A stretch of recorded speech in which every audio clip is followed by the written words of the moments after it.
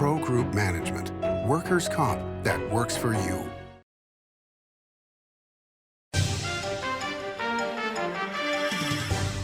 Welcome to Nevada Newsmakers. Today on the broadcast, Alex and Orlando de Castroverde with the Castroverde Law Group joins us here for the whole show on an all-new Nevada Newsmakers. Big R is Northern Nevada's #1 Golden Fire wood pellet supplier. More heat, less ash, 100% natural, and no additives. And there's only one place that stocks this many wood pellets, and that's Big R in Sparks, Winnemucca, Fallon, Fernley, and Lovelock. A river of wood pellets at Big R. Carson Valley Inn, it's your place for the good times. Carson Valley Inn.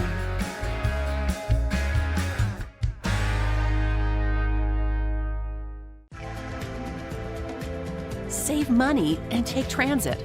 Did you know you can ride the bus all day for less than what it would cost you for a gallon of gas? Plan your trip now by going to rtcwashoe.com. As you know, Reno is booming. Toll's development company is helping it grow with insightful design and development, building community with every project, adding beauty, adding excitement, emphasizing our shared humanity. Reno is becoming bigger. Toll's development is helping it become better, more livable, more enjoyable. To learn more, go to tollsdevelopment.com. tollsdevelopment.com. Retail's impact on Nevada's economy? Enormous. 8,600 businesses, large and small, employing 145,000 workers. And last fiscal year, retail paid tax on nearly $60 billion in sales. We're the Retail Association of Nevada. We support retail, we help it grow, and we mean business. RANNV.org. This is Nevada Newsmakers with host Sam Shad on No Holds Barred Political Forum. Now, from the Nevada Newsmakers broadcast headquarters, here is Sam Shad. And back on Nevada Newsmakers, we're pleased to welcome for the first time to Nevada Newsmakers, Alex and Orlando de Castroverde with the de Castroverde Law Group. Pleasure to have you guys both here. Let me start with you, Alex. Where are we with immigration? I mean, this is the craziest thing I have ever seen, where we have all this stuff going along the southern border, but the reality is that that is hardly the #1 place where people are coming into the country illegally. They're coming in through ports of entry in far greater numbers. We have the northern border that nobody talks about, which is much longer than the southern border. What's your take on this and where we may be heading? Well, as a firm, first as son of immigrants, our parents were born in Cuba. This country opened up its arms for our parents, and for everything we have is because of what this country's provided my parents, what the state has provided our family. So we're very By the way, mindful. same for me, because I came from England, so same story. And we're privileged to be able to have an immigration. Part of our law firm consists of immigration attorneys who help the immigrant community. We feel privileged to be able to do that. With that said, the system's broken. The system's broken. The border, it needs to be. We need to have control of the border. It's not helping anyone with this situation we have right now with the open border, in my opinion. The immigration, there's a backlog in the immigration courts. And then it's not fair to anyone when you have a country where some people around the world think, we could come here and everything's going to be okay when it's not, and people are waiting decades for their papers. So that's what I think. I think we need to fix the immigration system. I think we need to control the border. We need to make sure our country is safe by having control of the border. And those, for example, the Dreamers and the DACAs, it's completely unjust what's happening to them. They've been waiting for years for some permanency for their residency, for their citizenship. These dreamers, they were many of them came here when they were 2 years old, 3 years old, not even knowing how to speak another language other than English. They're as American as any of us, but they're still a different status because of what's going on in Washington, D.C. The two political parties can't agree on something that we all as a society should agree upon. They should be able to have their status and not be treated as a second-class people, which is what's going on right now. Well, one of the things that's always driven me crazy, Orlando, is the fact that if you're in the country, there is really no way to change your status from out of status to in status. You have to go back to the country of origin. You have to have a job here that is going to be maintained for you over a period of time, which everybody knows is never going to happen.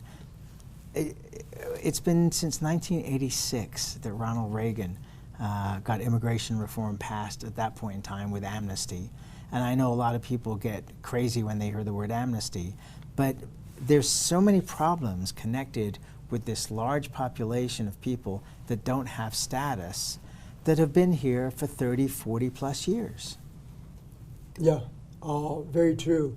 And the reality is we see that a lot, because obviously as immigration lawyers, our goal is try to help people, right, get their, whether it be their residency, their work card, or ultimately to be a citizen. But the reality is what you just shared, Sam, is there's millions, many people that just don't, as much as they want to be legal, as much as they want to do the right thing, they can't do it, right? Because we get phone calls all the time, people wanting, hey, what can I do? I've been here X amount of years, 10 years, 15, 20, 30 years, I have a family here, but there's nothing we could do, right? Some people, many, the majority, just don't have a pathway, right? And that was the great thing with Ronald Reagan when he did the amnesty. It allowed a lot of those people living in the shadows, as much as they want to be legal, as much as they want to come, have that pathway, there just is no option. And the irony was, back in those days, because this had been a very tortured process, starting out in '77, when Jimmy Carter actually started the whole process with Dr. Hesburgh from Notre Dame to do a study of the country in '77 to see what could be done. And it went through all kinds of ups and downs before it got into the Reagan administration. But it was only in the final weeks of it where several leading members of Congress on both sides of the aisle finally stepped up and said, okay, we're going to get this done. But I don't see anybody getting this done at this point in time. No, it seems just such a hot button issue. The irony, of course, is we need the workers. We need people for all these jobs.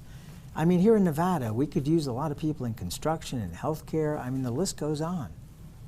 Totally agree. I love Elon Musk tweeted a couple months ago is we need to control our borders. Right. But we also need more immigrants. We need more workers. And for that to happen, you need those in Washington, D.C. to come together for the best interests of society as a whole and put politics as aside. And as you just alluded to, Sam, politics has overridden what's better for society for all parts, unfortunately. Do you ever see a time in the near future, in the next few years, where people will put politics aside to say, okay, we've got to do something here? Because it's not even going to be, say this happens in 2025. It's not going to be the people who arrive in 2025. It's going to be set in 2020 or 2022 will be the cutoff date for getting status. But it just seems that, with the work situation in the United States, the aging population, the lower birth rate, we need more immigrants. And they're coming because it's a better life here. They're just out of status. Yeah. And I think they're going to continue to come. Why would you not? When you're making a nickel a day and you have a chance to make, $10 an hour, why are you not going to come? Yeah, they're going to come because I think, as most of us, family comes first. And many of them, they come. They want, they're going to do what's best for their family. So yeah, I mean, I think at some point that we may get to that point where there really is no other option, right? Knowing that most of these people are hard workers, and they can be productive members of society. So at some point, I don't think we can continue. This is kind of like insanity, right? You continue down this path where you just have more and more and more, especially if the borders continue as they are, and you have the same influx of people, they're going to come, right? They're going to do what's best for their family. So I say at some point, I think we probably, history tends to repeat itself. Right. So I think at some point. But it's sad that it's history from 1986, so 37 years ago. I mean, that's a long time. Yes. So, all right, so here's another, which I think is a total red herring, terrorists are coming across the border. Well, if terrorists want to come into the United States, there's a lot easier ways to do it. You get a visa if you need one, you fly into JFK or LAX or wherever, and you're here. I mean, we don't have a system that can catch every single person who's a potential terrorist. We also have domestic terrorism. Isn't it a giant red herring to say that amongst these people, and consider the journey that folks are taking to be able to get here with the coyotes and struggling to come through Mexico, but all the areas before that where they have to come through? Do people really think that those are terrorists when they could just fly in on a plane? Respectfully, I don't think it's a total red herring. As I mentioned earlier, Sam, I do think that what's going on the border right now is out of control. Oh no, I agree on, sure. And because of the way it is right now, it's not it's for safety purposes for our country, with what's going on around the world right now, it's far from ideal. So it's, in that respect, it's not a total red herring. And also, because of the situation we have in the border, which many consider, which what we're seeing, it looks like it's an open border, it hurts those immigrants who are here. It hurts those DACA kids. It's keeping legislation from being passed in Washington, D.C. that would give some permanency to the DACAs and the Dreamers. Because what a good portion of society is seeing what's going on the border, it makes them more hesitant in doing an amnesty such as what Reagan did in the 80s. It's funny. Years ago, I went down to the border south of Tucson and was with the Border Patrol. And they were showing us video of like 10 agents, border agents, and then 100 people rushing. So they could grab one, maybe two people, but there was no way they were going to control the number of people that were crossing over the border. I mean, there's got to be technology that can be utilized that would be able to make this a better situation. Yeah. Because it's not going to be manpower. I mean, because just think about this. I mean, number of border agents, but then also the whole justice system. How many immigration judges are we going to need if we actually start processing this situation? We don't have enough of any of it. Yeah. Well, when we're talking about the courts, now we're also talking about a lot of backlog too. Like Alex had mentioned earlier. Yes. A lot of the way a lot of these applicants try to get their citizenship or their residency, it's usually through forms with UCSIC, and we're talking years. Asylum cases, years, just typical applications are years. So by the way, totally different. Is it now computerized? Because it wasn't that long ago that they still had stuff in cardboard boxes. It's not computerized. Oh my goodness! Like Alex mentioned earlier, we do personal injury, criminal defense, immigration is a large part of our office as well, and we're pretty much paperless when it comes to all our other departments except immigration. Immigration, they got to keep the hard files. Because the immigration laws still haven't got to that point where everything's electronic. This is insanity. That at this point in time, where everything else is computerized, that you got to find the box that's got somebody's documents in it. Yeah. Well, I'm sure there's computerized, but they're not as paperless as other areas of the courts. It's not as paperless. It's certainly not as seamless as other areas of the court. All right, so But I'll tell you a story, Go Shad, ahead. Sure. you know, to give you an idea. And I don't know if things have changed, but when I was a kid, and I'd go watch my dad in immigration court, all right, and the immigration judge, most courts you have your court reporter. I remember the immigration judge would have his little tape cassette, and he'd pop out. New case got called up. He'd stop the tape recording, pull it out, and then he'd put the tape recording in for the new client, or for the new person for the case. That was the immigration court. And that might have happened all the way until 2015, 2016, which is unbelievable. Yeah. So I don't know if that's still happening, but as a child, I remember, or a youngster, I remember seeing my dad, and I remember that stood out to me. Okay, but now on the other hand, if you have money, are they EB-5s, that if you have $1 million to invest in a company and hire Americans, you can get your citizenship, or at least your green card pretty quickly, leading you to a citizenship? Is that still correct? Yeah, well, as we said earlier, Sam, we have 6 immigration attorneys at our office who exclusively do immigration. One of those handles those types of cases. That's her specialty. Her name is Avni Barrios, and she's able to help individuals like that. And the policy behind it, we want to bring investors and capital, and it's a win-win situation.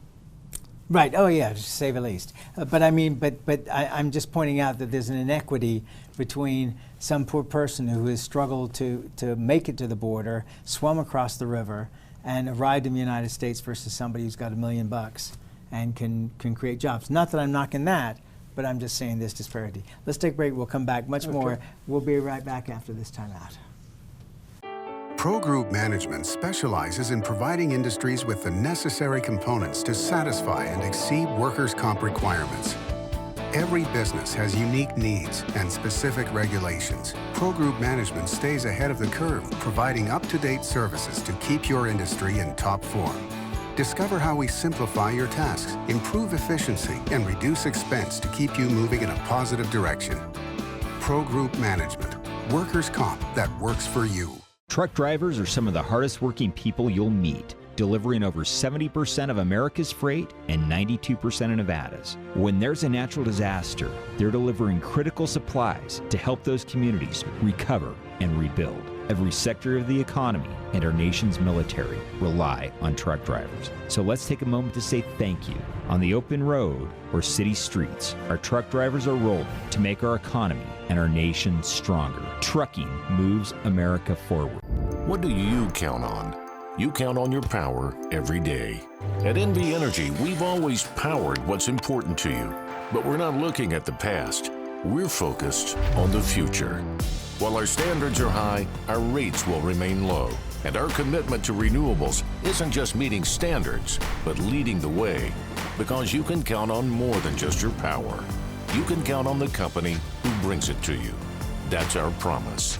You can count on it. The Nevada Builders Alliance has been protecting the interests of the construction industry for over 50 years. Our programs save members thousands of dollars every year and allow them to provide much-needed benefits to their employees. Our industry also allows Nevada to grow. If you're thinking about a career in the construction industry, reach out. And if you haven't thought of a career in construction, what are you waiting for? We are the Nevada Builders Alliance.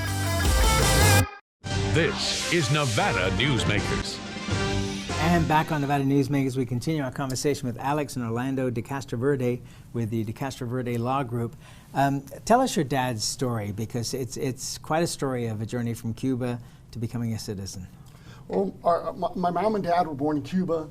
My dad, when he was a teenager, participated in anti-Batista. Batista was a dictator in the 50s in Cuba, and my dad participated in anti-Batista activities in Cuba. But after Fidel Castro took over and overthrew Batista, started confiscating private property, started taking control and putting a stop to the media, taking control of the newspapers. And my dad and a lot of other Cuban immigrants fled and came to the United States when he was 19 years old. and soon thereafter signed up to participate in what's known as the Bay of Pigs. Right. The CIA, with the help of all these Cuban immigrants like my dad, participants took them to Guatemala and started training them to overthrow Fidel Castro. So my dad participated. He was a paratrooper, was very proud to have been a paratrooper. Unfortunately, as you know, the Bay of Pigs was a complete disaster. Yes. He was incarcerated. He was incarcerated for close to 2 years in Cuban prison as a political prisoner. The Kennedy administration ultimately negotiated an exchange with Fidel Castro, and my dad was released as a result. Fast forward, in the 70s, my dad was involved in a lot of anti-Castro activities in southern Florida. My mom finally said, you need to leave your ambitions to overthrow Fidel Castro. We have 4 kids. You need to concentrate on your family.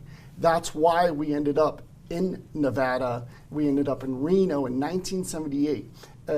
Bay of Pigs cellmate of my father was the casino manager of what was at the time was the MGM Grand. Okay. Had just opened, and now it's the Grand Sierra. And interestingly, owned by a Cuban. By a Cuban. It is interesting. Owned by a Cuban who was friends with my dad before my dad passed away. So my dad and mom started. My dad's best friend says, "I'll teach you the casino business industry, and I'll move you up, and that's your future." So my dad got a job as a dealer. My mom got a job as a dealer, and about a year later, my dad's friend gets fired, and my dad goes, "Oh, there goes my future." A Cuban family here in Reno, Nevada in the late 70s. There goes my future in the casino industry. However, fortunately for my dad, a law school opened up in Reno in the early 80s. It was called Old College back then. And his dad was a law school in Cuba, and my dad always had dreams and aspirations of being a lawyer, but didn't think it'd become a reality. However, because of the law school opened up, my dad dealt 21 in the daytime at the MGM, went to law school at nighttime, and was fortunate to become a lawyer, worked at the Attorney General's office under Brian McKay. And because of the amnesty that we discussed earlier that was passed by President Reagan, my dad thought there was a need to serve the Hispanic community here in Nevada. He opened up a small law office on Hill Street and started helping immigrants with the paperwork so they could accomplish the amnesty process. That's a great story. Let's take another break and we'll be right back after this. It's a good time to eat. It's a good time to play. It's a good time to win. Ooh, your good times are Tamarack. Southwest Specialties has been making the homes and businesses of Nevada beautiful for more than 20 years. Their experienced designers and craftsmen create the walkways, backyards, water features, and a variety of outdoor cooking areas that add curb appeal and value to your investment. Call today or visit them at their website and see how they can make your outdoor spaces special. Southwest Specialties, creative, distinctive, beautiful. The casino industry drove Nevada's economy for decades. By the 1990s, however, the state's sole industry was in sharp decline. Many were losing their homes, many were leaving the state. Is Reno on track to be the Detroit of the West? Was an October 2010 Reno Gazette-Journal headline. Nevada knew it was time for a change and a time to diversify. Story County took that lead, took risks, invested tens of millions transforming its desert into a place of opportunity and a future for Nevada families needing something new. That desert now provides thousands of high-paying tech, advanced manufacturing, and energy careers at companies like Tesla, Panasonic, Google, Switch, and Redwood Materials. Story County transformed Northern Nevada forever, and the tide of opportunity has raised all vessels through construction contracts, high-paying careers, and the power of payroll. Tens of millions have been generated in sales and property tax, permits, and other revenues for Reno, Sparks, Washoe County, and for all of Nevada. Enough, in fact, to generate a surplus after public services are provided. And best of all, a sustainable economic climate has been created, enabling our children to stay in Nevada and live prosperous lives in their home state. Story County, improving Northern Nevada one industry at a time.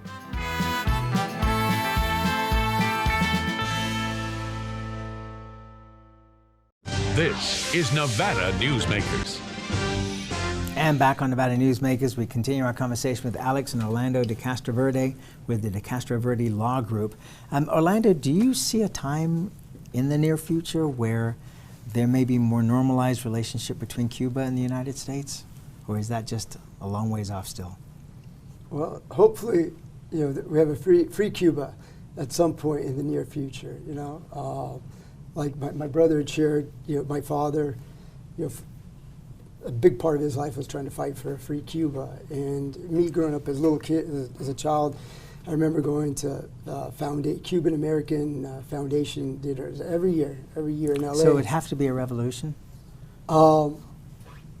Yeah. I mean, at this point, I don't really want to have good relations with a communist country. I don't want to help a communist regime who's oppressing their people. I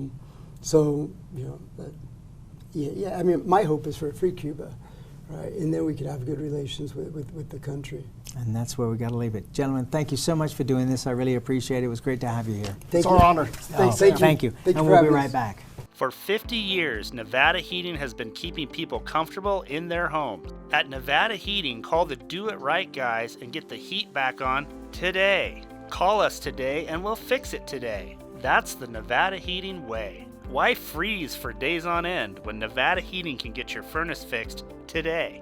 Call us today and we'll fix it today at 323-5585 or schedule us on our website at nevadaheating.com. Imagine a magical garden that feeds Carson City's hungry and homeless, teaches our high school students agriculture, creates hanging floral displays to beautify downtown, and yet charges nothing. It's not magic. It's the Greenhouse Project. It's real, it's growing, and it needs your help. Go online to carsоncitygreenhouse.org so together we can grow it forward. 7 at 7 is a newscast built for your smartphone. It's a 7-minute newscast available every weekday at 7 a.m. and 7 p.m. at lvrj.com. We don't waste your time, and we give you the day's top stories. We at the RJ have noticed some similarities between us and a certain BTS character, RJ. Plus the latest in Las Vegas business, weather, health, and entertainment news. 7 at 7 streaming now on your smartphone. Modern boutique Ahern Hotel and Event Center sits at the heart of the Las Vegas Strip. 2 floors of meeting and event space are ideal for groups and conventions. Stay in one of 200 luxurious rooms and suites. Brand your event throughout the property. Flexible event spaces make for easy planning and personalization. Take over the entire hotel with a full buyout option. Thanks for watching Nevada Newsmakers. You can catch us online 24 hours a day at nevadanewsmakers.com, or you can download the podcast wherever you like to get your podcast. We'll see you on the next broadcast.